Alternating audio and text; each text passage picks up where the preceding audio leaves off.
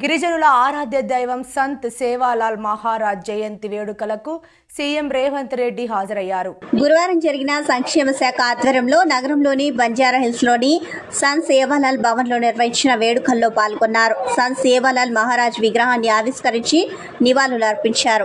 యావత్ భారతదేశం గర్వించదగ్గ ఆధ్యాత్మికవేత్త సేవాలాల్ మహారాజ్ అని అభివర్ణించారు. సమాజానికి ఆయన చేసిన సేవలను కొనియాడారు. గిరిజనుల సంక్షేమానికి ప్రభుత్వం కట్టుబడి ఉంటుందని తెలిపారు. ట్రైబ్స్ లో శ్రీమతి ఇందిరాగాంధీ గారు చేర్పించారు.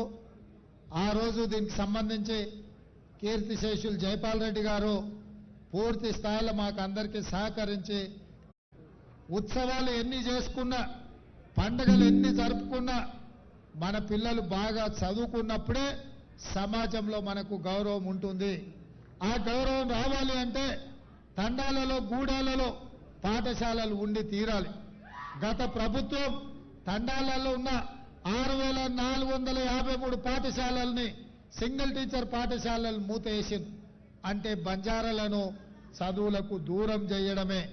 అందుకే ఈరోజు మా ప్రభుత్వం మీ చదువుల కోసం ఎంత జనాభా ఉన్నారు, ఎంతమంది పిల్లలు బడికి వస్తున్నారని లెక్క చూడదలుచుకోలే.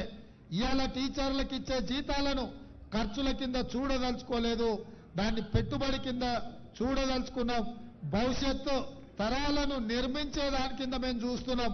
అందుకే మా ప్రభుత్వం తప్పకుండా అన్ని తండాలలో, గూడాలలో పాఠశాలలు తెరిచే బాధ్యత మేము తీసుకుంటాం. చదువులు మీ తండాకు తీసుకొచ్చే బాధ్యత మా ప్రభుత్వం తీసుకుంటుంది. దానికి సంబంధించిన చర్యలను అన్నిటిని ప్రభుత్వం చేపడుతుంది. ఇదే కాదు, గత ప్రభుత్వం తండాలన్నిటినీ గ్రామ పంచాయతీలు చేసినామని అంటారు. సంతోషమైన గ్రామ పంచాయతీ చేసిరు, బాగానే ఉంది.